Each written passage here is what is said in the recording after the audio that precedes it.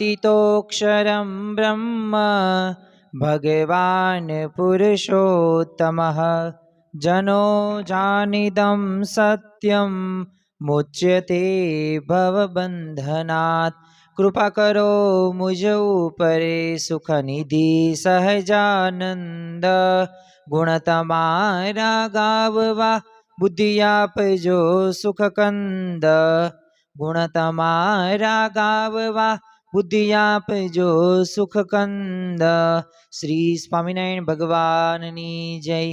अक्षर पुरुषोत्तम महाराजनी जय। गुणातीतानंद स्वामी महाराजनी जय। प्रमुख स्वामी महाराजनी जय। प्रगट गुरु हरि महंत स्वामी महाराजनी जय। सूरत अक्षरधाम महोत्सवनी जय। दरेक दिव्य हरिभक्तों ने अधिक मास कथाना जय स्वामी नारायण। छेल्ला आपणे घणा बधा दिवसथी अधिक मास कथानुं श्रवण करी रह्या छीए अने आपणा प्रश्नोनुं समाधान ए थई रह्युं छे। आजे आपणे अधिक मास कथानी अंदर एक एवा विषयनी वात करवी छे के जे दरेकने ઈચ્છા तो होय ज छे के अमारे अमारा पूर्वना मलिन संस्कारोनो नाश करवो छे। अमे अनंत जन्मोथी भटकीए छे तो कंईक ने कंईक तो एवा स्वभावो के प्रकृतिने अमारा जीवननी अंदर जड़ायेली हशे अने तेना ज लीधे अमे आ जन्म लीधो छे। परंतु हवे अमारे पूर्वना मलिन संस्कारो टाळवा छे तो ए टाळवा माटे शुं करी शकाय?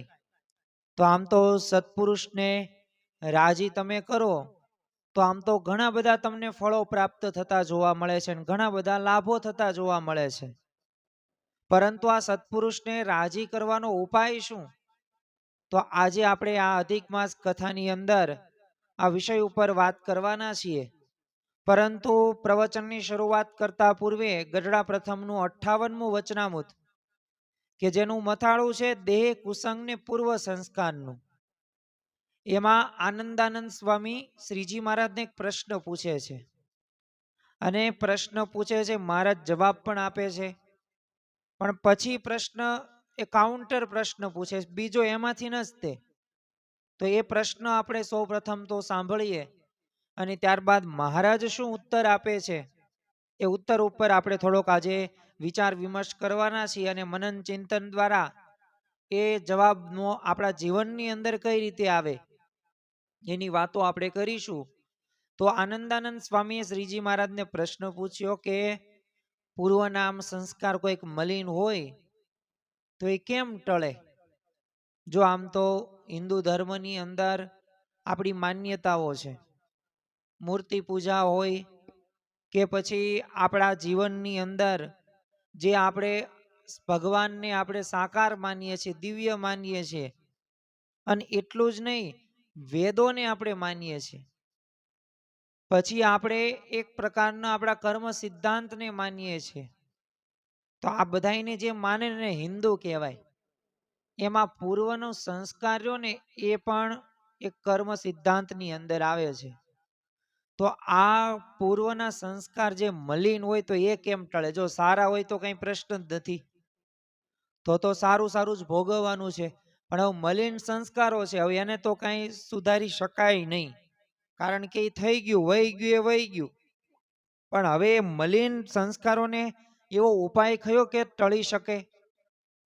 त्यारे श्रीजी महाराजे आनंदानंद स्वामी ने प्रश्न जवाब आपे छे के अतिशय जे मोटा पुरुष होय ने एनो जे उपर जो राजीपो थाय तो गमे एवा मलिन संस्कार होय नाश पामे छे। अने मोटा पुरुषनो राजीपो थाय तो रांक होय ते राजा थाय। अरे गमे एवा भूंडा प्रारब्ध होय तो रूडा थाय अने गमे एवुं एने माथे विघ्न आवनार होय तो ए नाश थई जाय। तो महाराजे जो ए प्रश्ननो जवाब ए मोटा पुरुषनो राजीपो बताव्यो छे। आम तो संतना राजीपानुं फळ आटલું બધું આપણને પ્રાપ્ત થતું જોવા મળે છે। આપણે હમણે એમના ઉપાયની પણ વાતો કરીએ પરંતુ એ પૂર્વે આપણે સમજીએ કારણ કે રાજીપો મેળવવો ને એ આપણી મોટામાં મોટી સાધના છે અને આપણે મહંત સ્વામી મહારાજને અને ભગવાનને રાજી કરવા છે અને એ એક વખત રાજી થશે તો આપણને કેવા ફળો પ્રાપ્ત થાય। જો મહારાજે એની જ વાત કરી થોડાક આપણે દ્રષ્ટાંતો આજે જોશું કે આપણને ખ્યાલ આવે કે કેવા મલિન સંસ્કારો હતા અને એ મલિન સંસ્કારોમાં એ સત્પુરુષનો રાજીપો પ્રાપ્ત કર્યો અને પોતે કેવા બની ગયા. તમે જુઓ કે પૂર્વ સંસ્કાર એટલે શું? તો પૂર્વ જન્મના અને આ જન્મના પણ જે સમય પહેલા શુભ કે અશુભ કર્મો છે એને સંસ્કારો કહેવાય, તો એને પૂર્વ સંસ્કાર કહેવાય. અને યાદ રાખજો કે આ પૂર્વ સંસ્કારોને આધારે જ તે વ્યક્તિના સ્વભાવો બને છે. તમે જોતા હશો કે અમુક વ્યક્તિઓ બહુ સારા હોય પણ અમુક દારૂડિયા થઈ જાય છે, અમુક ખૂની થઈ જાય છે, અમુક ચોર થઈ જાય છે, તો અમુક પાછા સામા પક્ષની અંદર કોઈક દાતા પણ હોય, કોઈ ભક્ત હોય, કોઈક સાધુ પણ થઈ જાય છે. તો આ બધુંય પૂર્વ સંસ્કારોને આધારે આપણા જે સ્વભાવો બને છે ને એના આધારે આપણને જોવા મળે છે. ત્યારે આપણે વચનામૃત પણ વાંચન કરતા હોય ત્યારે આપણને લોયાના 8મા વચનામૃતની અંદર શ્રીજી મહારાજ પણ પોતે કહે છે કે સારી નરસી પ્રકૃતિ થાય છે ને તો એ કેટલાકને તો પૂર્વ કર્મ અનુસાર પણ થાય છે. હવે તમે જો કે સંચિત કર્મ છે આપણું જે સંગ્રહેલું છે એટલે કે પહેલાનું, તો એના આધારે આપણે ઘણી બધી એ પ્રવૃત્તિ કરતા જોવા મળે છે. કોઈક તમે જો સેવા ભક્તિ સત્સંગ કરે એ પાછી ઉત્સાહથી કરે, એ કાંઈ મને ન કરે અને સરળતાથી જોડાઈ જાય, એમાં કોઈ માથાકૂટ આપણે કરવાની ન હોય. પણ કોઈકને જો સત્સંગ સંબંધી ક્રિયાઓ માટે અણગમો હોય છે, પણ એનું કારણ શું હોય છે? એનું કારણ પૂર્વ સંસ્કાર હોય છે. કારણ કે આપણે જોતા હશું કે અમુક તો મંદિરે જતા હોય નિયમિત, પછી અમુક પૂજા પણ વ્યવસ્થિત કરતા હોય, અમુક રવિ સભાની અંદર પણ સમયસર જતા હોય, કથા શ્રવણ પણ કરતા હોય, સમય ઉત્સવની અંદર સેવા પણ કરતા હોય અને લાભ લેવા માટે પણ જતા હોય. તો આ બધું કેના આધારે હોય? પૂર્વ સંસ્કારને આધારે હોય. અને આ જન્મમાં પણ જે કંઈ નરસી તમે ક્રિયાઓ કરતા હોય તો એનું ફળ સ્વરૂપે લાગતા મલિન સંસ્કારો માણસને સત્સંગમાં અને સાધનામાં વિઘ્નરૂપ થઈ શકે છે. કારણ કે ઘણી બધી વખત જો એવા પૂર્વના મલિન સંસ્કારો હશે તો એના લીધે આપણે સત્સંગમાં પણ ટકી નહીં શકીએ. આપણે 2-3 પ્રસંગો જોઈએ જેથી આ વાત વધુ દ્રઢ થાય. તો સારંગપુરના દરબાર વાઘા ખાચર એમનું નામ. હવે એમને સત્સંગ થયો પણ પૂર્વે એમને ઘણા બધા ધીંગાણા કરેલા. ધીંગાણા એટલે કે ઝઘડવું, બાંધવું. એટલે સત્સંગ થયો પછી તો આમ ધીંગાણાના બધા હિંસાના સ્વપ્ન એમને આવતા હતા. તો કમરિયાના તે દાજીભાઈ હતા, તો જો એ તે પોતે સત્સંગ થયા ને એ પૂર્વે ચકલા મારીને એની જીભ ખાતા અને પોતે તાંબાની ભસ્મ ખાતા. એટલે આમ તો એના કારણે એમને જે વિષયોના સંકલ્પો વિકલ્પો બહુ પ્રબળ થતા હતા. એટલે એમણે ગુણાતીતાનંદ સ્વામીને કીધેલું કે મને બ્રહ્મચર્યનું વર્તમાન પાળવું બહુ અઘરું પડે. તો જો આવી રીતે આપણને ખ્યાલ આવે કે બંને જે ભક્ત જ હતા પણ પૂર્વના સંસ્કારને આધારે એમને એવા વિચારો આવતા હતા, એમને એવો સ્વભાવ. પણ જો સ્વાભાવિક રીતે પૂર્વના મલિન સંસ્કારો પછી એ પૂર્વ જન્મના હોય કે આ જન્મના હોય, જો મનુષ્યને વિઘ્ન કરે જ છે અને એને ટાળવા માટે જ તે એ વિચાર કરો. આનંદાનંદ સ્વામી આપણા વતી પ્રશ્ન મહારાજને પૂછે છે અને શ્રીજી મહારાજ શું જવાબ આપે છે કે અતિશય મોટા પુરુષનો રાજીપો થાય તો ગમે એવા મલિન સંસ્કારો ન હોય નાશ પામે છે. આપણે બીજા બધા દ્રષ્ટાંતો આપણે જોઈએ છીએ. વાલિયો લૂંટારો તમે જુઓ, વાલ્મીકી ઋષિ બની જાય છે. પૂર્વ સંસ્કાર તમે જો પ્રહલાદના, પોતે ઉત્તમ કોટીના ભક્ત બની જાય છે. અરે એટલું જ નહીં, ઘણા બધા એવા પણ આપણે પ્રસંગો જોયા છે. મુંજો સુરુ તમે જુઓ, વડતાલનો જોબન ભગી, તો આ બધા કેવા પાપીઓ હતા અને એટલા બધા એમને કર્મો એવા કુકર્મો કર્યા, પણ છતાં પણ જો એ સત્પુરુષને ગુણાતીત ગુરુ પરંપરાને એ પોતે રાજી કરી શક્યા. તો ખરેખર પોતે એક કહેવાય ને કે અસુર વૃત્તિમાંથી એક દેવી વૃત્તિની અંદર એમનું પરિવર્તન થઈ જાય. પણ જો અતિશય મોટા પુરુષ એટલે કોણ? તો અક્ષર બ્રહ્મ સ્વરૂપ ગુણાતીત સંત. પણ અહીંયા આપણે એ જ પૂર્વજન્મના પાપ બાળી નાખે ને એવા ગુણાતીત સંતની વાત કરવામાં આવીશ. હવે જો સત્પુરુષના રાજીપાનું ફળ શું? તો મલિન સંસ્કાર ટળે છે. હવે મલિન સંસ્કાર કઈ રીતે ટળે છે? તો આપણે હમણે જેમની વાત કરીને એમની જ તે થોડીક વાત કરીએ, જેથી આપણને ખ્યાલ આવે કે ખરેખર જો એમને સત્સંગ પૂર્વે આવા સંસ્કારો પૂર્વના સંસ્કારો હતા ને એવા કુકર્મો હતા, પણ સત્સંગ થયા પછી એમના જીવનની અંદર કેવું પરિવર્તન આવ્યું. જો દરેક વ્યક્તિને આધ્યાત્મિક માર્ગે આગળ વધવું છે, દરેકને પોતાના સ્વભાવો સુધારવા છે. કોઈ પણ વ્યક્તિને કામ, ક્રોધ, લોભ, મોહ, મત્સ, માયા, તૃષ્ણા, અહંકાર નથી ગમતો. પણ જો એ આપણામાં સહેજે સહેજે હોય છે, તેનું કારણ શું છે કે આપણે હજુ સત્પુરુષને રાજી નથી કર્યા. જો સત્પુરુષના રાજીપાનું ફળ એ મલિન સંસ્કાર ટળે જ છે. કારણ કે એક વખત કૃપા થાય, એક વખત તમે રાજીપો એ તમે પ્રાપ્ત કરો એટલે અવશ્ય ગમે એટલા તમારા વળગેલા હોય અનંત જન્મોથી વાસનાઓ કે સ્વભાવો કે પ્રકૃતિ, એ વાસના દૂર થાય જ તે. અને એક વખત વાસના કે પંચ વિષયમાંથી અનાસક્ત થાવ તો ભગવાનમાં તમે સુખ આવે.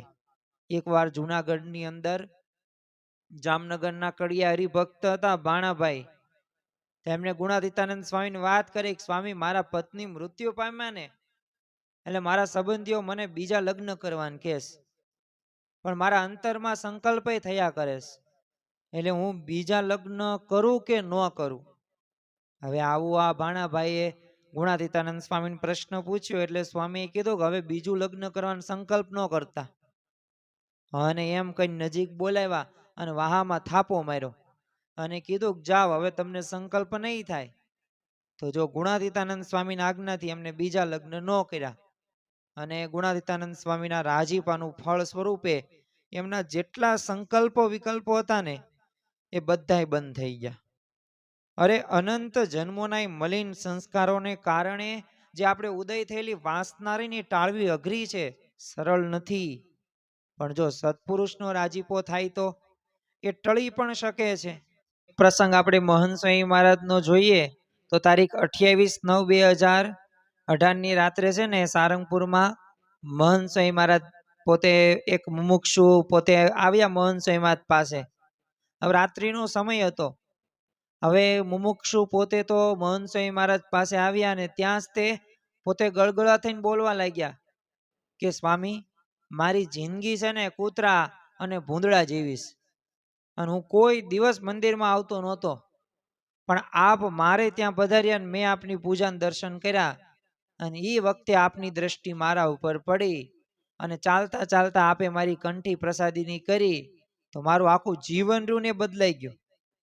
હવે આટલું કહીને પોતે તો આમ 14 પાનાનો એ પત્ર લઈને આવેલા અને પોતે સંતોના હાથમાં આપતા કીધું કે આમાં મેં મારી ભૂલો લખીશ, સ્વામી મને ક્ષમા કરજો તમે.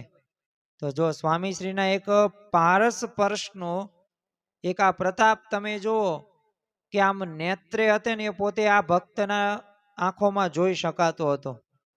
અને સત્પુરુષની કૃપા દ્રષ્ટિ થાય ને તો ગમે એવી વ્યક્તિના મલિન સંસ્કારોની નાશ પામે જ છે.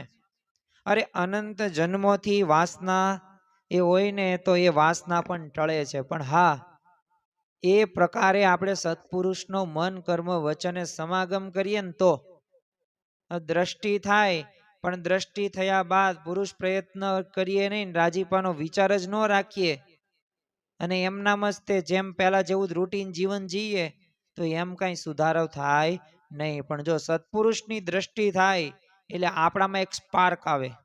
સ્પાર્ક એટલે તીખારો જળને, પણ આ તીખારો રહ્યો ને એને પાછી આપણા જીવનમાં એક્સેપ્ટ કરવાનો અને કંઈક સુધારો આપણે કરવાનો.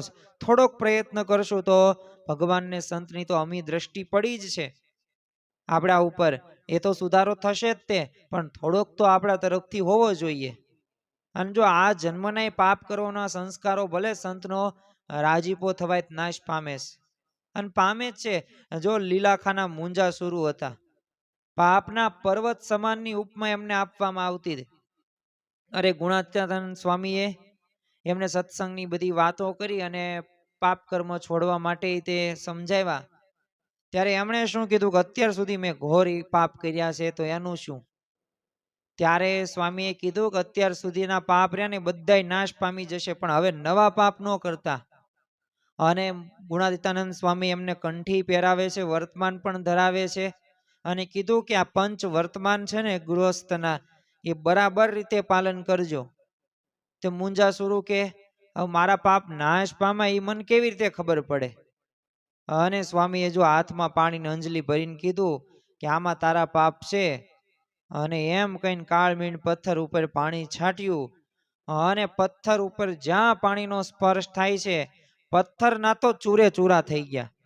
અને ત્યારે મુંજાસુરને પ્રતીતિ થઈ ગઈ કે ખરેખર મારા પૂર્વના ગમે એટલા પાપો છે ને બધાય નાશ એ પામી ગયા.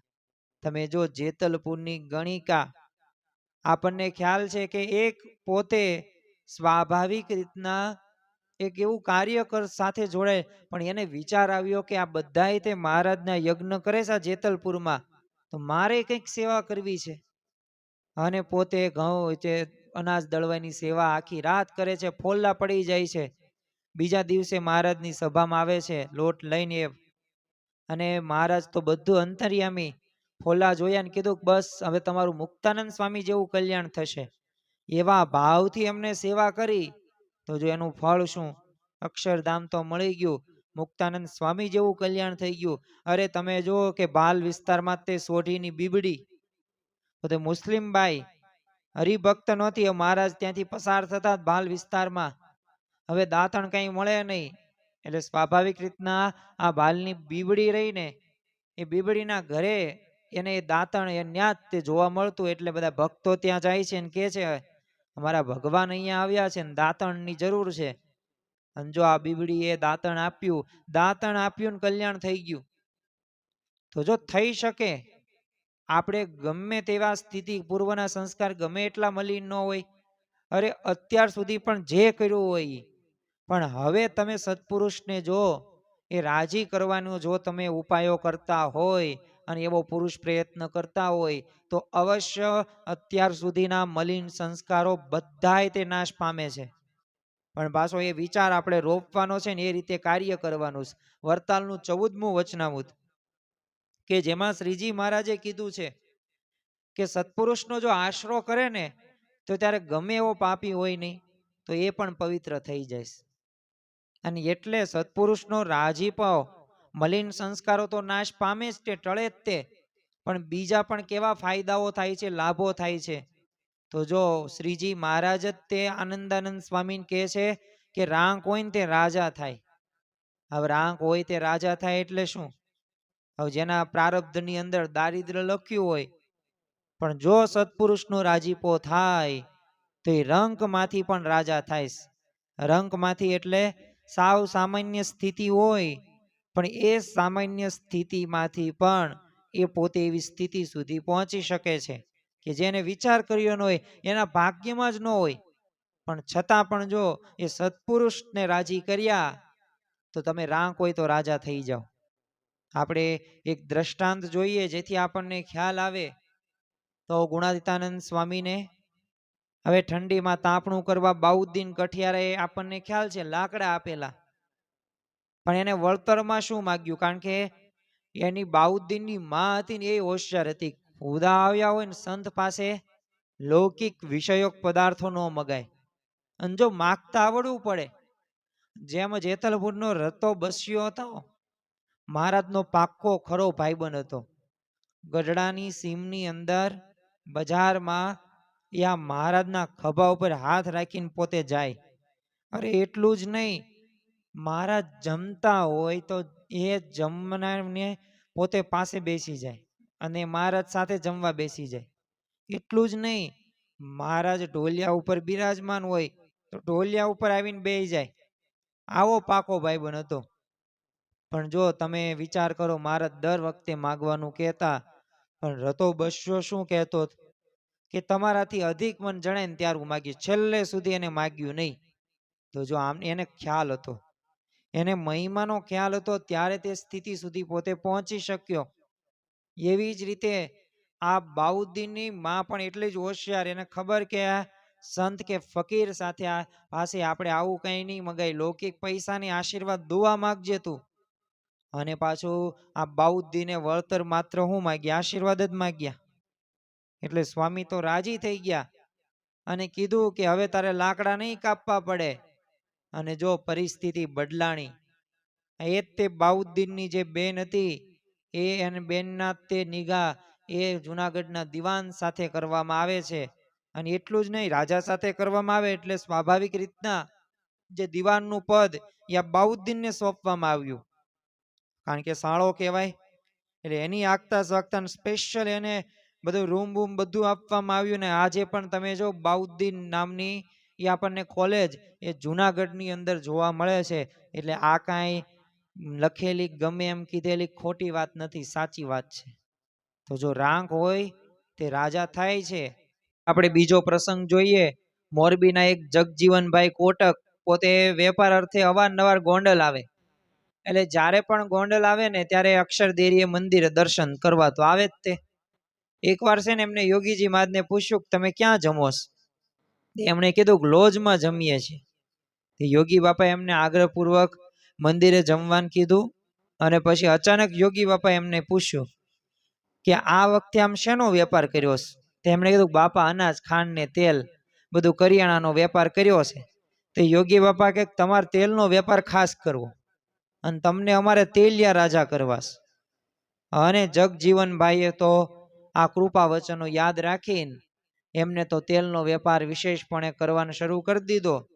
અને થોડાક જ વર્ષોની અંદર આમ પોતે તેલના મોટા વેપારી થઈ ગયા અને તેલિયા રાજા જેમ થઈ ગયા.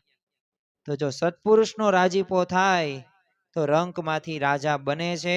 આવા તો અઢળક એવા દ્રષ્ટાંતો છે કે જે આપણને ખ્યાલ આવે કે ખરેખર આપણા જીવનની અંદર જો આપણે ભગવાનને સત્પુરુષને એક ધ્રુવ ધરી ઉપર રાખતા હોય, મુખ્ય કેન્દ્રમાં રાખતા હોય અને એમની આજ્ઞા પ્રમાણે જીવન જીવતા હોય, રાજી કરવા પ્રયત્ન કરતા હોય તો અવશ્ય આપણી સ્થિતિ બદલાય છે. આજે આપણે સૌ કોઈ પ્રયત્ન કરીએ અધિક માસ કથા શ્રવણની અંદર કે આ માસની અંદર તો અમે કથા શ્રવણ તો કરીએ જ છીએ ને કરતા આવ્યા છીએ, પણ અમારા જીવનની અંદર અમને રાજી તમને કરી શકીએ સત્પુરુષને એવી અમને બળ બુદ્ધિ અને શક્તિ અવશ્ય આપજો. અને સતત અમને એનું અનુસંધાન રખાવજો, કારણ કે આ રાજીપાનો વિચાર નથી હોતો ને એટલે પછી ન બોલવાનું, ન જોવાનું, ન કરવાનું, ન વાંચવાનું, અથવા એવા પણ આપણા નિયમ ધર્મમાં પણ લોપ થઈ જાય છે. એટલે રાજીપાનો સતત આપણે વિચાર રાખીએ, કારણ કે આપણે જો એ સ્થિતિ સુધી પહોંચવું હોય ને તો અવશ્ય આ વિચાર આપણે કરવો જ પડશે. અને આપણને જો ફળ કેવું પ્રાપ્ત થાય છે તો એટલે આપણે આ રાજીપાનો વિચાર સાથે આગળ વધવાનું છે. બીજું મહારાજે શું કીધું કે જો મલિન સંસ્કારો ટળે, રાંક હોય તે રાજા પણ થાય. અરે ભૂંડા પ્રારબ્ધ હોય ને એ પણ રૂડા થઈ જાય. હવે પ્રારબ્ધ રહ્યું ને એને બદલી નથી શકાતું, એનો નાશ નથી થતો જીવમાં, કારણ કે પ્રારબ્ધમાં તમને જે સુખ દુઃખ લખ્યું હોય ને ભોગવવું જ પડે. પરંતુ એમાં એક અપવાદ છે અને એ મોટા પુરુષનો રાજીપો. અને એ મોટા પુરુષનો રાજીપો હોય અને એમના કૃપાથી ભૂંડા પ્રારબ્ધ હોય ને એ રૂડા થઈ જાય. નથી બદલી શકાતું, ભોગવવું જ પડે છે.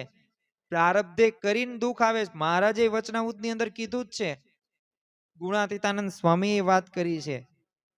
પણ પાછું તમે જો રાજી કરી નાખો ને તો પાછું બધું રૂડું થઈ જાય, કારણ કે મનુષ્ય જન્મે છે ને ત્યારથી એના પ્રારબ્ધ પ્રમાણે આયુષ્ય નક્કી કરેલું હોય છે.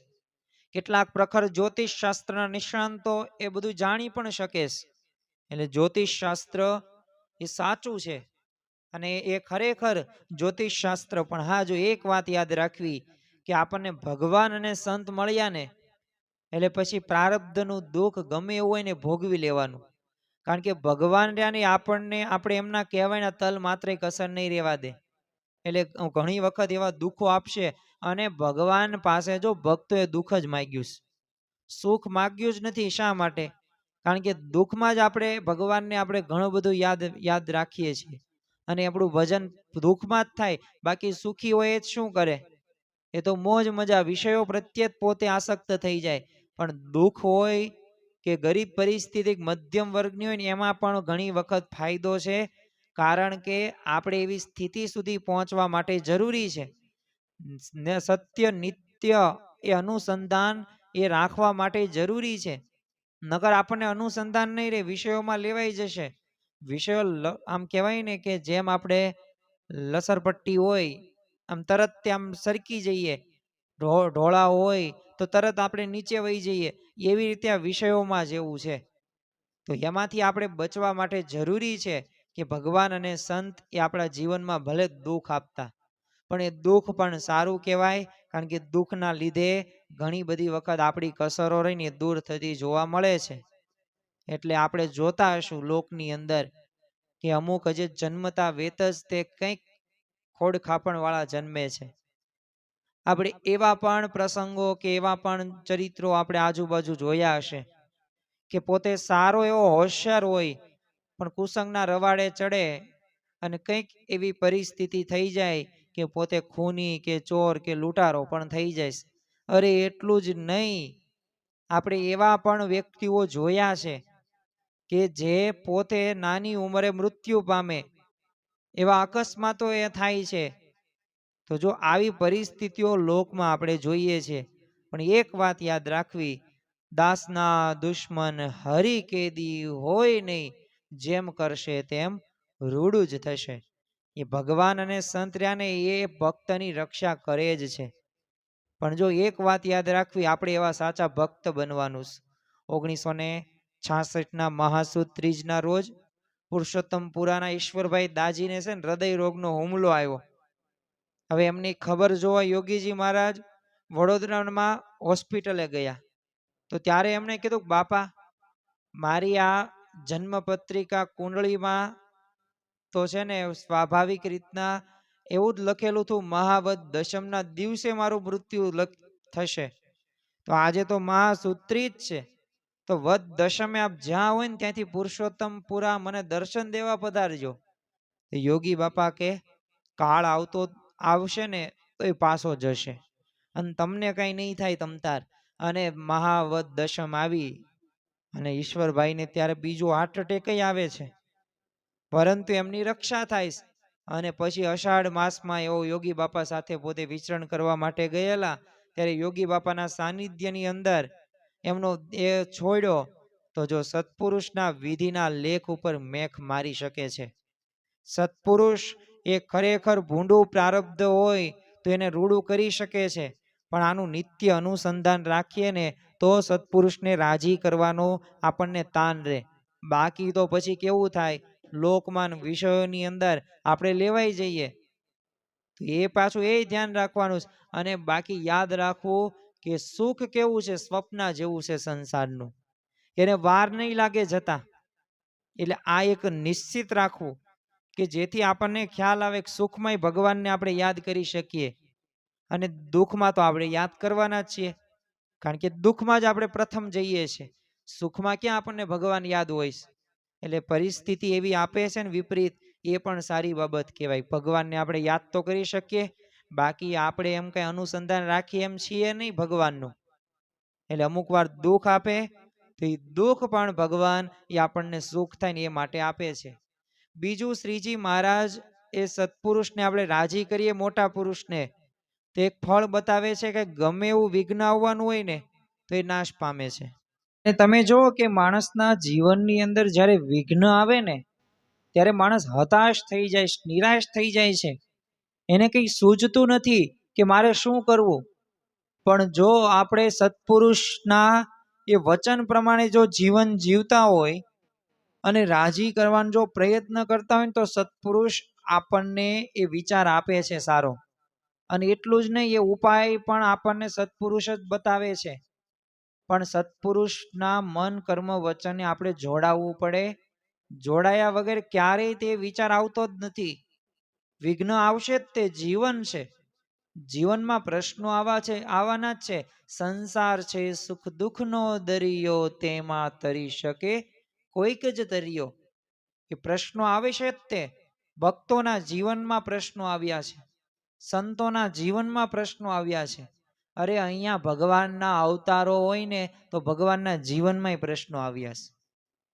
તો પછી પ્રશ્નો એ તો જીવનનો એક ભાગ છે. પણ આ વિઘ્ન હોય ને તો એમનોય નાશ પામે છે. યુએઈમાં રહેતા એક સમયના નાસ્તિક એવા એક ભાઈ આજે સત્સંગી છે. હવે સત્સંગી કેવી રીતે થયા ને એની વાત આપણે જાણવા જેવી છે. અને એકવાર એમને સંતોને વાત કરેલી 1996માં એ ભાઈની મુલાકાત એક ભારતના એક પ્રખર જ્યોતિષ શાસ્ત્ર સાથે થયેલી અને જ્યોતિષી ભૃગુ સંહિતાના આધારે ભવિષ્ય પોતે કથન કરતા તે એમણે આ બધી ભાઈની હસ્તરેખા જોઈને કીધેલું કે આવતા વર્ષે 1997માં માર્ચ મહિનામાં તમારું કાર અકસ્માતમાં મૃત્યુ થશે. હવે મૃત્યુનો તો ચોક્કસ દિવસ પણ જણાવ્યો. એટલે ભાઈને એટલી ખબર હતી કે ભૃગુ સંહિતાના એ જ્યોતિષ વિદ્યાનું પ્રાચીન અને એક શ્રેષ્ઠ શાસ્ત્ર છે અને એના આધારે થયેલી જે ભવિષ્યવાણી કાંઈ ખોટી ન હોય. પછી તો એમને બીજા 3-4 જાણીતા જ્યોતિષ શાસ્ત્રીઓ અંગે બધું પૂછાવ્યું તો બધાએ અગાઉના જે જ્યોતિષે કીધેલું ને એ જ વાત કરી એટલે કન્ફર્મ થઈ ગયું અને પાછા ક્રોસ વેરીફાઈ કર્યું એટલે બધી જગ્યાએ એક જ જવાબ કે આ વાત સાચી. એટલે હવે તો આ ભાઈ ચિંતામાં ડૂબી ગયા. જેમ પરીક્ષિત રાજાને તક્ષક નાગ 7મા દિવસે કરડવાનો હતો મૃત્યુ થવાનું હતું એવી જ રીતે આ ભાઈ પણ પોતે ચિંતિત થઈ જાય. એટલે એમના એક પિતરાઈ ભાઈ અમને છે ને મળવા આવે છે. હવે એ પોતે સત્સંગી હતા. તેમણે બધી આ વાત જાણી અને કીધું કે તમે ચિંતા ન કરો. આપણે મારા ગુરુ છે પ્રમુખ સ્વામી મહારાજ એટલે ભાઈએ તો સ્વામીશ્રી પાસે આવીને બધી વાત કરી અને સ્વામીશ્રી કીધું કે તમે ચિંતા ન કરશો પણ ભગવાન રક્ષા તમ તાર કરશે. અને એમને વર્તમાન ધરાવીને કંઠી પહેરાવી અને પછી પ્રમુખ સ્વામી મહારાજ 1997માં પોતે દુબઈ પધારેલા ત્યારે આ ભાઈ પોતાના પિતરાઈ ભાઈના કહેવાત સ્વામીશ્રીને મળ્યા અને સ્વામીશ્રીને કીધું કે તમારે દરરોજ સવાર છે ને ગાડી લઈને અહીંયા આવવું અને સભામાં પૂજામાં અમારે જ્યાં જવાનું હોય ત્યાં અગાઉથી ઠાકોરજી ને આમ તમારી ગાડીમાં લઈ જવા અને તમારી સાથે 2 સંતો એ ઠાકોરજીને લઈને ગાડીમાં આવશે અને અમે રોકાઈએ ને ત્યાં સુધી દરરોજ તમારા ઠાકોરજી માટે ગાડી લઈને સેવામાં આવવાનું. અને પેલા ભાઈએ રજા મૂકી અને ઠાકોરજીની સેવામાં જોડાયા. વાત સામાન્ય લાગે પણ ખરેખર અસામાન્ય પ્રસંગ બન્યો. 1 અઠવાડિયા પછી બાબા ત્યારથી વિદાય થતા હતા ત્યારે જ ત્યાં ભાઈ એરપોર્ટ ઉપર સ્વામીશ્રીના ચરણે પડીને પોતે રડતા રડતા કહેવા લાગ્યા કે બાપા આ 1997નું વર્ષ છે ને માર્ચ મહિનો ચાલે છે અને કાર એક્સિડન્ટમાં મારા મૃત્યુની જે તારીખ હતી ને જ્યોતિષે આપી હતી તો એ તો અઠવાડિયું વીતી ગઈ. ત્યારે પ્રમુખ સ્વામી મહારાજે કીધું તમારી રક્ષા કરવા માટે જ ઠાકોરજી તમારી ગાડીમાં તમારી ભેગા રાખ્યા હતા અને આજે પણ એ હરિભક્ત પોતે કહે છે કે પ્રમુખ સ્વામીએ મારી રક્ષા કરી મને જીવન દાન આપ્યું એટલે જ તેઓને હું મારા ગુરુ માનું છું. તો જો મોટા પુરુષનો રાજીપો થાય ને તો ગમે એવા સંકટો ન હોય એ સંકટોમાં ઉગરી જવાય. પણ આના માટે આપણે શ્રદ્ધા અને વિશ્વાસ અને પ્રાર્થનાનું બળ રાખવું પડશે. જેને જેના ભક્તોના જીવનમાં પ્રશ્નો આવ્યા છે ને વિઘ્નો આવ્યા છે ને એમણે પોતે પ્રાર્થનાનું બળ રાખેલું છે અને પ્રાર્થના ભગવાન આપણી સાંભળે જ છે. આપણે કોઈ પણ ક્રિયાઓ કરતા હોય આપણી ગમે તેવી દિનચર્યા હોય દરેક દિનચર્યાની અંદર જો આપણે ભગવાનનું નિત્ય અનુસંધાન રાખતા હોય ને તો આપણી દરેક કર્મોની આપણું ભક્તિ પણ બની જાય છે. ભગવાનને આપણે સમર્પણ ભાવથી જો જોડાઈએ અને તને મને ધને અને એવો મહાત્મા જ્ઞાન યુક્ત નિશ્ચય રાખીએ તો અવશ્ય એમનો અંતરનો રાજીપો આપણને પ્રાપ્ત થાય છે. અને એટલે જ નિષ્કાન સ્વામી પણ પોતે એક સાર સિદ્ધિની અંદર લખે છે કે રતિ કષ્ટ તેને કેમ રહે જેને થાય મોટાની મેર સંત શ્રી હરિ સિંધુની જેને ઢળી વળી આવી લે લો. ખરેખર આપણા જીવનની અંદર પ્રશ્નો આવશે પણ એ પ્રશ્નોનું સમાધાન શું છે? મોટા પુરુષનો રાજીપો. એ સત્પુરુષને રાજી કરશો તો તમને ઘણા બધા ફળો પ્રાપ્ત થશે. અરે ભગવાનના અખંડ ધારક સત્પુરુષનો રાજીપો જેના ઉપર થાય છે ને એને રતિ જેટલું કષ્ટ પણ રહેતું નથી. પણ હવે આ રાજીપાનો ઉપાય શું? કારણ કે આપણે ભગવાન અને સંતને રાજી કરવા છે. જો આનંદાનંદ સ્વામીએ પ્રથમના 58મા વચનામૃતની અંદર એ પ્રશ્ન તો પૂછ્યો જ છે કે પૂર્વના મલિન સંસ્કારો કઈ રીતે ટળે. પણ પછી કાઉન્ટર એક બીજો પ્રશ્ન પૂછ્યો કે અમે એવો કયો ઉપાય કરીએ કે મોટા પુરુષ રાજી થાય. અને પછી શ્રીજી મહારાજ શું જવાબ આપે છે કે પ્રથમ તો મોટા સંત સાથે નિષ્કપટપણે વર્તે અને કામ ક્રોધ લોભ મોહ મત્સમાયા તૃષ્ણા અહંકાર ઈર્ષા એ બધાયનો ત્યાગ કરે અને સંતનો ગુલામ થઈને રહે અને અંતરમાં માન ટળે ભાવે રહે પણ દેહ કરીને સર્વને નમતો રહે તો એના ઉપર મોટા સંતનો રાજીપો થાય છે. તો જો અહીંયા મહારાજે 3-4 વાક્યની અંદર જવાબ આપ્યો, પણ એ ખરેખર એ જવાબ રહ્યો ને એ આપણને ખ્યાલ આવે. 4 મુદ્દા આપણે સમજવાના છે. પ્રથમ તો શું, સ્વાભાવિક રીતના જો ભગવાનને મોટા પુરુષનો રાજીપો વરસાવતા જ હોય જ છે. અને ઘણા બધા મુમુક્ષુ હરિભક્તોને એવા અનુભવો થયા છે સત્પુરુષના રાજીપાના. પણ એમનો રાજીપો ઝીલવા માટે આપણે થોડીક તો સાધના પુરુષાર્થ તો કરવો પડશે ને. અરે તમે ઘરમાં 5 સભ્યો હોય, તમારા પપ્પા કરોડો નહીં અબજોપતિ હોય, તમને ભૂખ લાગી, જમવાનું કંઈ છે નહીં, તો તમારા માતાને કહેવું તો પડશે ને, મમ્મી મને ભૂખ લાગીશ, કે તમારા ધર્મપત્નીને કહેવું પડશે. પણ કીધા વગર તો માય નો પીરશે ને. એમ પ્રયત્ન તો કરવો પડશે ને. અને પ્રયત્ન નહીં કરીએ તો કંઈ લાભ નહીં થાય.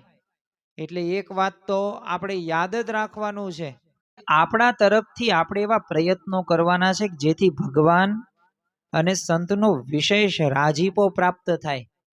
અને એના માટે મોટા પુરુષને રાજી કરવા માટે આપણે કેવા પુરુષાર્થ કરવાની, કેવી મહેનત કરવાની. જો પુરુષ પ્રયત્નથી ભગવાન અને સંતનો રાજીપો થાય છે. પહેલા તો આ એક વાત આપણે ધ્યાનમાં રાખવાની છે.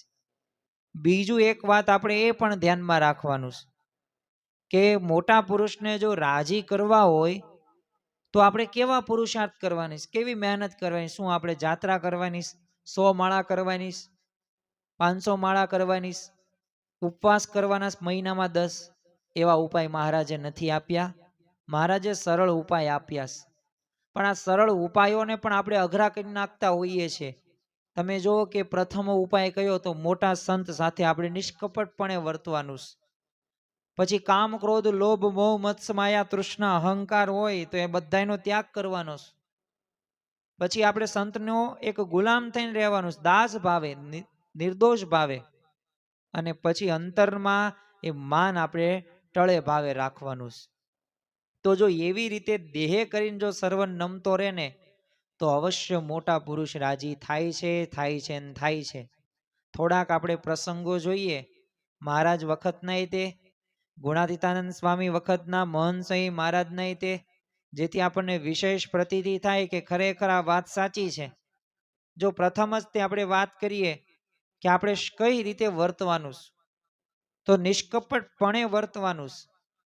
આપણો જો તમે સત્સંગનો ઇતિહાસ જોવો ને તો એક સાક્ષી પૂરે છે, જે ભગવાન અને સંત આગળ પોતાનું દિલ ખોલીને નિષ્કપટ થયા છે ને એના બધાય તે અંતશત્રુઓ રહ્યા ને ટળી ગયા. કામરોલના તે દરબાર દાજીભાઈ, હમણાં આપણે વાત કરી કે કેવા મલિન સંસ્કાર હોય જ છે. એટલે જ સંકલ્પો વિકલ્પો એમને થતા હતા. તો પોતે એકવાર સરકારી કામે જુનાગઢ આવેલા, મંદિરમાં ઉતારો રાખ્યો. એટલે સ્વામીએ એમની બધા એમના ચાકરો ઘોડાને સારી એવી બરદાસ્ત કરેલી. અને સ્વામીશ્રીની સરભરાજ દાજીભાઈ બહુ રાજી થઈ ગયા. એટલે સવારે સ્વામીશ્રી સભામાં વાતો કરતા. એટલે દાજીભાઈ સભામાં આવીને બેઠા. એટલે સ્વામીશ્રીના દર્શન અને વાતોથી દરબારનું હૈયું આમ ટાઢું થઈ ગયું. અને એમના બધા સંકલ્પો હતા ને એ શમી ગયા. અને અંતર એ સ્વામીશ્રી પ્રત્યે તે પોતે આમ એવું ખેંચાણું. એટલે એમને હાથ જોડીને કીધું કે સ્વામી, આજથી આપના વચને હું દારૂ નહીં પીવું, માંસ નહીં ખાવ, ચોરી તો હું કરીશ જ નહીં, અને વટલવું અને વટલાવ એ પણ નહીં કરું. પણ આગળ છે ને એમને પાછી બધી તે કરણી સ્પષ્ટ કરી દેતા કીધું કે સ્વામી જો આ બધા વર્તમાનો હું પાલન કરીશ, પણ મેં યુવા અવસ્થાની અંદર તાંબાની ભસ્મ ખાધી છે અને ચકલાની જીભો કપાવીને ખાધીશ. એટલે એક નિષ્કામ ધર્મ રહ્યો ને એ મારે પડાશે નહીં.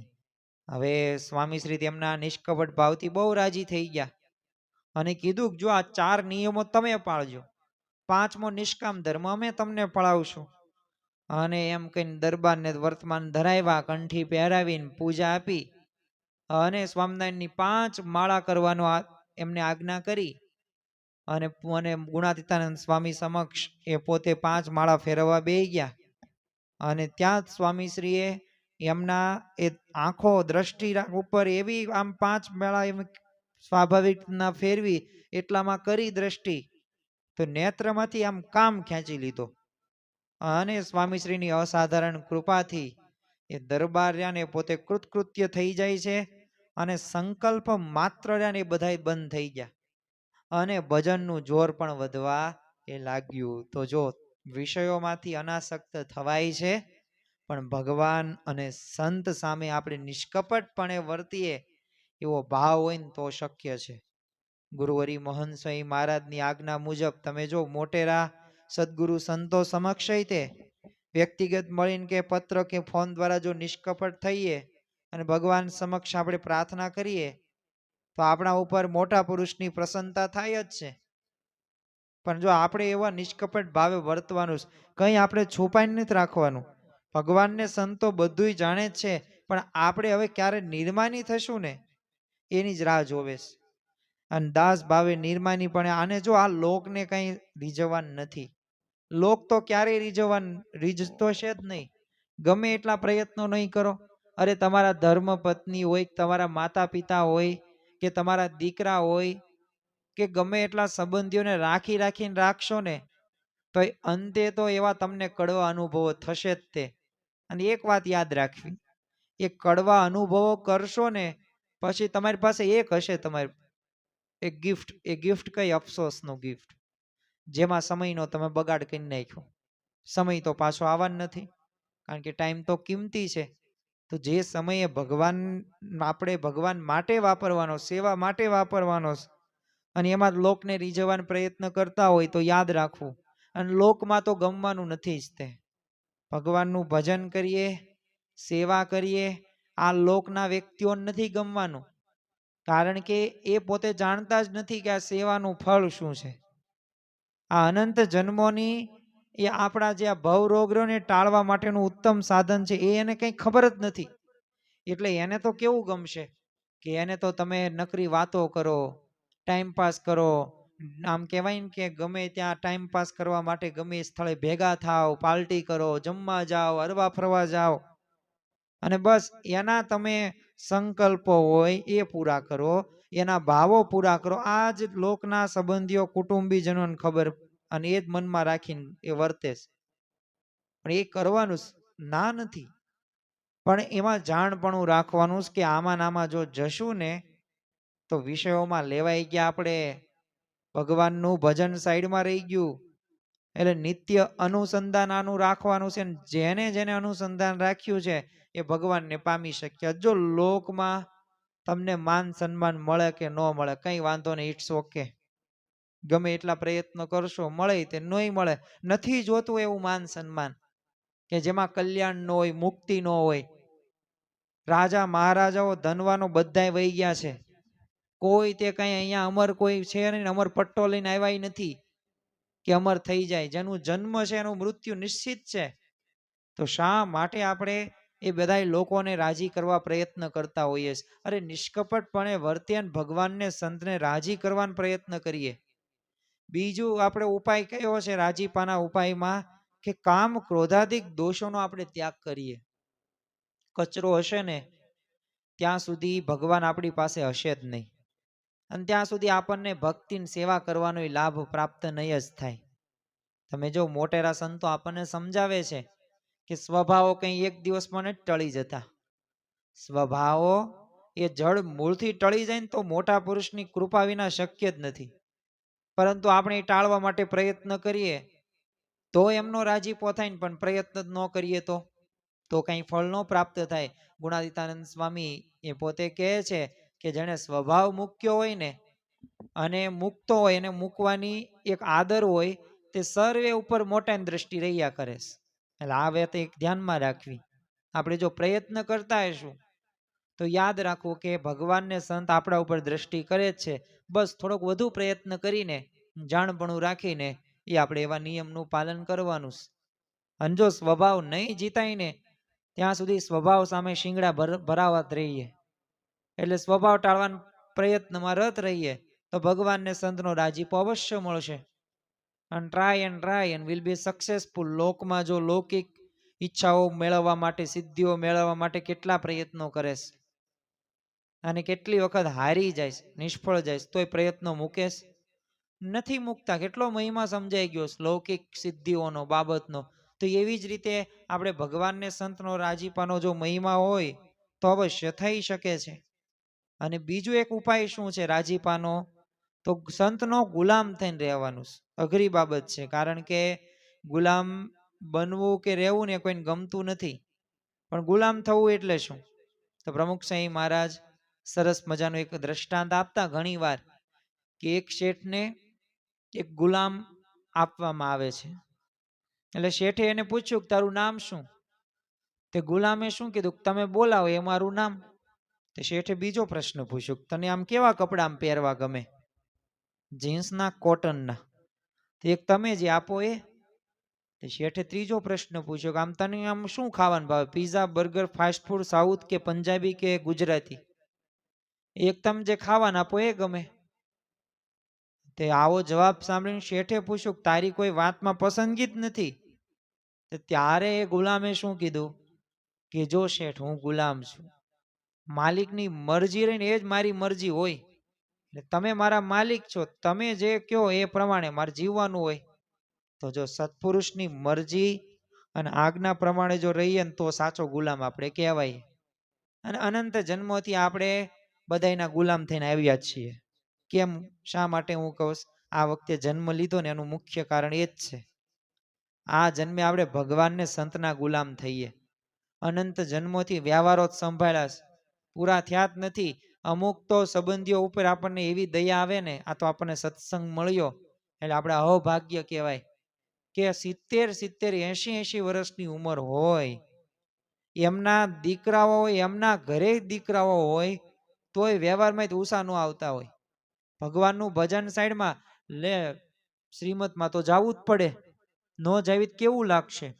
લગ્નમાં જવું જ પડે ને. પરિસ્થિતિ જામાં હારી હોય જ નહીં શરીરની, તોય ત્યાં પહોંચી જાય. પણ રવિ સભાની વાતો કરો, ભગવાનના ભજનની વાતો કરો ને તો એમાં ન ગમે. વિચાર તો કરો, 60, 70 વર્ષની ઉંમર છે. હવે આમ કહેવાય ને કે થોડાક વર્ષોમાં એમનું જીવન આમ એ વય પૂરું થઈ જવાનું. કઈ ભોગવવાનું હવે એમને છે જ નહીં, ભોગવવામાં આવે નહીં. અને ભોગવતા હોય ને તો એ મૂર્ખ ભર્યું કાર્ય કરે છે, કારણ કે કેટલા બધા વર્ષોથી વિષયો ભોગવે છે. તો એમાં અલિપ્ત થઈને ભગવાનમાં, એ સંતમાં જોડાણ કરવાનું હોય. તો જો ખરેખર એમને જો જ્ઞાન નથી ને, સત્સંગ નથી ને, પણ આપણને તો આ સત્સંગ મળ્યો, આપણે કંઈક એને સમજાવીએ, આપણે એને કહીએ તો એનામાં સારા એવા ગુણો આવે. આ આપણી એક મોટામાં મોટી સેવા છે. આપણને જે સુખ મળ્યું છે, આપણને જે જ્ઞાન પ્રાપ્ત થાય છે, આપણને જે શાંતિનો અનુભવ થાય છે, બીજાને આપણે કહેવું. અને ખરેખર કહેવાથી સામેવાળા એ વ્યક્તિમાં પરિવર્તન થાય જ છે. અને ભગવાન અને સંતનો રાજીપો આપણા ઉપર વરસે. કેમ? કારણ કે તમે ભગવાન અને સંતનું કહો છો, તમે ક્યાં કોઈક આડોઅવળું બીજી ત્રીજી વાતો કરો છો. લોકમાં તો કેટલાય તે બધી તે નો બોલવાનું, નો કરવાનું, એવું બધું કરે છે. તમે સારું એને કહો છો તો એ તો સારી બાબત કહેવાય ને. આપણે ક્યાં કોઈ ખૂની કરતા કરવાસ. આપણે તો એક ભગવાનના માર્ગે આગળ વધે, આધ્યાત્મિક સાધનામાં પોતે ઉત્કૃષ્ટ થાય, એના માટે પ્રયત્નો કરીએ છીએ. તો એ તો બહુ સારી બાબત કહેવાય. તો એ આપણે કહેવું જોઈએ. આપણા દાદા કે દાદી કે આપણા માતા કે પિતા જે આપણા સંબંધમાં આવે ને બધાને વાત કરવી. ભલે કરે કે ન કરે, આપણું કામ શું કહેવાનું. પછી સામેવાળા વ્યક્તિ પોતે ભગવાન અને સંતની જો કૃપા દ્રષ્ટિથી એ પોતે કરીએ. ગુણાતીતાનંદ સ્વામીએ જો એટલે જ કીધું છે કે આજ્ઞા પાળીએથી પ્રસન્નતા થાય.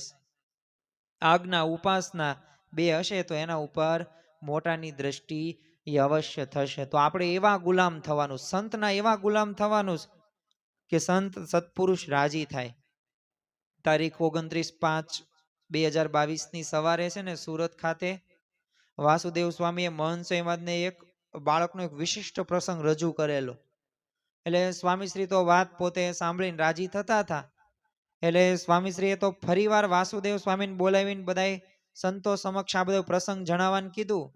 અને એમને કીધું કે આપણા સત્સંગી બંધુ દિલીપભાઈ જે જોશી, જે પોતે આપણને ખ્યાલ છે વિખ્યાત ટીવી સિરિયલ કલાકાર છે, તારક મહેતા કા ઉલ્ટા ચશ્માના. એટલે સ્વામીશ્રીના દર્શન માટે આવેલા અને નાના મોટા બધાય એમનાથી સારી રીતે પરિચિત હતા. પણ મેં એમને એક એવો બાળક બતાવ્યો ને કે એમને ઓળખતો જ નહોતો. એટલે દિલીપભાઈ પોતે આશ્ચર્ય પામ્યા. જો ફરી વખત સ્વામી બાપાએ પ્રસંગને રજૂ કરાવેલો હતો. એટલે દિલીપભાઈને આશ્ચર્ય નહોતું સમાતું. હવે અક્ષર મોદી નામનો એ બાળક પોતે મોબાઈલ કે ટીવી હતો, એને અભ્યાસ અને સત્સંગ સિવાય બીજું કઈ જોયેલું જ નહીં. અને આ સાંભળીને દિલીપભાઈ હતા ને એટલા બધા ભાવુક થઈ ગયા ને કે એ બાળકના ચરણ સ્પર્શ કરેલા. અને આ બાળક સ્વામીશ્રીની રુચિ અનુસાર જો મોબાઈલ અને ટીવીના કુસંગથી દૂર રહ્યો, તો જો મહંત સ્વામીનો કેટલો રાજીપો પ્રાપ્ત કરી શક્યા. તો જો અહીંયા પ્રસંગ પૂરો નથી થતો. સ્વામીશ્રી પછીના દિવસોની અંદર પણ ઉતારીત આવતા જતા બાળકને જોઈને રાજી થતા અને આશીર્વાદ આપતા. જો ખરેખર મનને મારીને આજ્ઞા પાડે તો રાજીપો થાય.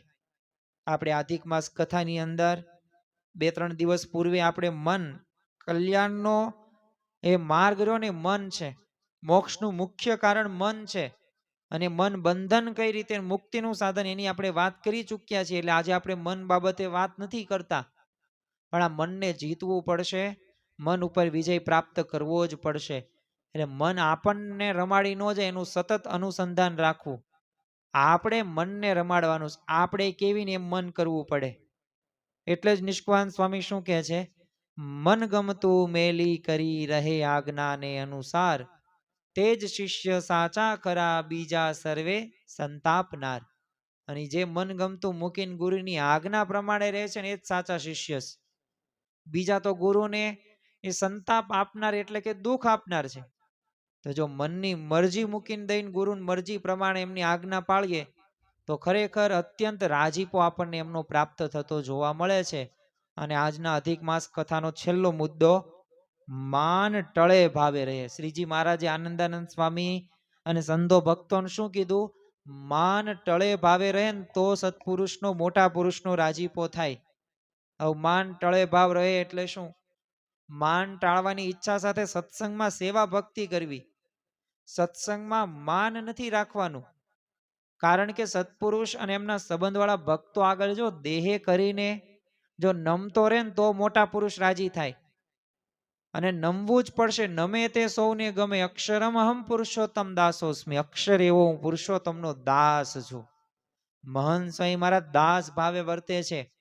ગુણાતીત ગુરુ પરંપરા દાસ ભાવે વર્તે છે. અને તમે વિચાર કરો, શ્રીજી મહારાજ પણ પોતે એ દાસ ભાવે વર્તે છે. ગુણાતીતાનંદ સ્વામીએ પોતાની વાતની અંદર કીધું છે કે મોટાની દયા તો જે હાથ જોડશે, દીન થશે, વિનય કરશે ને એના ઉપર જ થશે, નહીં તો લેણા દેણા જ નથી કાંઈ. અહંકારને વશ થઈને આપણે વર્તન કરતા હોય તો એનાથી કાંઈ ભગવાનને સંતનો રાજીપો નહીં પ્રાપ્ત થાય. કથા શ્રવણ કરતા હોય ને એમ વિચાર રાખતા હોય મને બધું ખબર છે, તો કથા શ્રવણથી કંઈ લાભ થાય નહીં. એક વખત 10 વર્ષના બાળકને છે ને એક પરીક્ષામાં સારો ગ્રેડ આવ્યો. એટલે મહંત સ્વામી મહારાજે આ વાત જાણીને એટલે એના વખાણ કર્યા. પછી એ બાળકે સ્વામીશ્રીને પત્ર લખ્યો, મને માન ન આવે એવી દયા કરજો. અને સ્વામીશ્રી આ જ્યારે પત્ર વાંચ્યો ને ત્યારે બાળકની સમજણ હતો અને જે સ્વભાવ ટાળવાની જે તત્પરતા હતી ને એ જોઈને બહુ રાજી થઈ ગયા. તો ખરેખર જો આ સ્વભાવ ટાળવાની આ તત્પરતા આવી રાખવાની છે. જેણે જેણે પણ સ્વભાવ ટાળવાની તત્પરતા રાખી છે ને, સત્પુરુષને રાજી કરવાનો વિચાર રાખ્યો છે ને, એ પોતે રાજી કરી શક્યા છે. 2018માં એડલિન ઓસ્ટ્રેલિયાની અંદર મહંત સ્વામી મહારાજ બિરાજમાન હતા માર્ચ મહિનાની અંદર. તો હવે સાંઈ સભા કરીને છે ને સ્વામીશ્રી પોતે વિદાય લઈ રહેલા. તે એક યુવકે સ્વામીશ્રીને પ્રાર્થના કરી કે અમે સૌએ સેવા તો કરી પણ એનું માન ન આવે ને એવા આશીર્વાદ આપજો. અને સ્વામીશ્રી આત્મવિશ્વાસ આપતા પોતે કહેતા કે નહીં આવે. અને પછી તો પગથિયા ઉતરીને આગળ ચાલતા સ્વામીશ્રી કીધું સારું માગ્યું. તો જો ખરેખર માન મૂકવાની ઈચ્છા પ્રાર્થના જે કરે ને એ ઉપર જો સ્વામીશ્રી રાજી થતા હોય તો વિચાર કરો કે જો આપણે ખરેખર પ્રયત્નશીલ હોય, માન ટાળવાના પ્રયત્નો કરતા હોય, સત્પુરુષને રાજી કરવા માટે પ્રયત્ન કરતા હોય તો રાજીપો કેમ ન થાય? અરે થાય જ તે, ગમે તેમ ન થાય, રાજીપો થાય જ તે. પણ એ વિચારને આપણે નિત્ય અનુસંધાનમાં રાખવાનું છે. અને માન મૂકીને દાસ ભાવે સેવા કરનાર ઉપર અવશ્ય રાજીપાની વૃષ્ટિ એ જોવા મળે જ છે. શ્રીજી મહારાજે તમે જો વચનામૃત અમદાવાદના 3જા વચનામૃતની અંદર કીધું છે કે ધણીનો રાજીપો તો જેવો નિર્માની સેવક ઉપર હોય ને એવો માની ઉપર ન હોય. અને માન રહ્યું ને એ માન સત્સંગમાંથી પાડે છે. ઘરમાં પણ જે અમુક ઝઘડાઓ થાય છે ને માને કરીને થાય છે. હું તમને એક ઉદાહરણ આપું કે ઘરની અંદર સરસ મજાનું કંઈક બનાવ્યું છે, ચાલો આપણે કહી જ દઈએ, દાખલા તરીકે પંજાબી શાક બનાવ્યું છે લસણ ડુંગળી વગરનું, કારણ કે આપણે તો સૌ કોઈ સત્સંગી છીએ. લસણ ડુંગળી વગરનું, કારણ કે આપણે નિયમ છે, એટલે એ આપણે એવું શાક બનાવ્યું, નાન રોટલી બનાવી, છાશ હતું, માખણ બધું હતું, અને જમવાની તૈયારી કરીને બધા જમવા બેઠા. હવે આપણા ધર્મપત્ની કે આપણા માતુશ્રી કે આપણે બહેન પોતે નાન રોટલી ગરમા ગરમ લઈને આવે છે. હવે શાક હતું, શાકમાં જોયું, હવે પહેલું જ બટકું લીધું ને તો શાક ખારું થયું હતું. કાજુ પનીર બધુંય નાખેલું હતું, પણ ખારું લાગ્યું. તરત તે આપણે ન બોલવાનું બોલ્યા. પણ એ ન બોલવાનું બોલ્યા ને એના મૂળની અંદર શું હતો? સ્વાદ તો હતો જ તે, પણ હજી સ્વાદથી એક સ્ટેપ આપણે અંદર જઈએ. સ્વાદ તો હતો, પણ સ્વાદ પહેલા હતું આપણું માન, કે જો હું નહીં બોલું ને તો મારી ઘરમાં વેલ્યુ શું? હમણે એ જમશે મારી બેન કે મમ્મી કે મારી ધર્મપત્ની, તો પછી જો એને હું નહીં કહું તો એ જમશે ને એને જો ખારું લાગશે ને તો એને તેમ કે છે કે અહીંયા બધું ચાલે છે, એટલે બધું ગમે એમ બનાવી નાખવાનું. તો જો કેટલું અત્યારે અમુક 60-70 વર્ષના હોય ને દાદા કે દાદી, તો એ પોતે આટલા બધા સ્વાદમાં આસક્ત હોય, પણ સ્વાદમાં આસક્ત પહેલા શું હતું? માન હતું, અહંકાર હતું. એટલે જ તે અધિક માસનો આપણો પ્રથમ દિવસ, કે જે કલ્યાણમાં એ માર્ગમાં સૌથી મોટો શત્રુ કયો છે? અહંકાર છે, ઈગો છે, એની આપણે વાત કરી હતી. એને દૂર કરવાનું છે ને દાસ ભાવ આપણા જીવનની અંદર આપણે આત્મસાત કરવાનું છે. તો ગમે એ પ્રશ્ન તમે જુઓ ને, પતિ પત્નીના ઝઘડા હોય, માતા પિતા હોય કે ભાઈ બહેનના ઝઘડાઓ હોય, આધ્યાત્મિક માર્ગની અંદર પણ આપણે ઘણી વખત ઝઘડાઓ ભક્તો સાથે કરતા હોય, સંતો સાથે, તેના મૂળની અંદર શું હોય? આવા જ બાબતો હોય. જો રિયાલિટી છે, વાસ્તવિકતા છે, એને જાણવી પડશે, સમજવી પડશે, અને તો જ તે એ ભાવ સાથે આપણે આગળ વધી શકીશું. અને માન યાદ રાખજો, ટળે ભાવે એટલે માન ટાળવાની ઈચ્છા રાખવાની જ છે. એ દેહ કરીને નમતા જ રહેવો, નીચી ટેલને ભાગ્ય માનીને આપણે વર્તન કરવાનું છે. તો મોટા પુરુષનો રાજીપો એ અવશ્ય એ થાય છે. તો ખરેખર આપણને આવો સત્સંગ મળ્યો, આવા ભગવાન મળ્યા, અને આ મહંત સ્વામી મહારાજ જેવા ગુણાતીત સત્પુરુષ, એવા મોટા પુરુષ આપણને વર્તમાન કાળે મળ્યા છે. તો એમના રાજીપાનું ફળ અનન્ય છે. તો આપણે ખરેખર શ્રીજી મહારાજે એ જે ઉપાય બતાવ્યા છે ને, તો જો આજે આપણે એ મલિન સંસ્કારો પણ નાશ થાય ને એનો ઉપાય વિશે વાત કરીને, રાજીપાનું ફળ, આ રાજીપાના ફળથી કેવા કેવા લાભો થાય ને એની પણ વાતો આજના દિવસે કરી છે. અને આ રાજીપાનો ફળ, આ રાજીપાના ઉપાયની વાતો જો આપણા જીવનની અંદર આપણે આત્મસાત કરી લઈએ તો અવશ્ય એ આપણે ભગવાન અને સંતને એ રાજી કરીને એ બ્રહ્મરૂપ થઈને પરબ્રહ્મની ભક્તિ કરી શકીએ અવશ્ય, અને એકાંતિક ધર્મ પણ સિદ્ધ થઈ શકે. તો આજના અધિક માસના દિવસે આપણે ખાસ આપણા જીવનની અંદર એક પ્રકારની આવી સમજણ સાથે આગળ વધીએ. હવે જે વાત વહી ગઈ, જો બાત ગઈ સો બીત ગઈ, ભૂલી જાઓ. જે થયું તે જાગ્યા ત્યારથી સવાર જાગી જાઓ, પણ એવા જાગી જાઓ કે પછી ફરી વખત ભગવાન અને સંત આપણને જગાડવા ન આવવું પડે.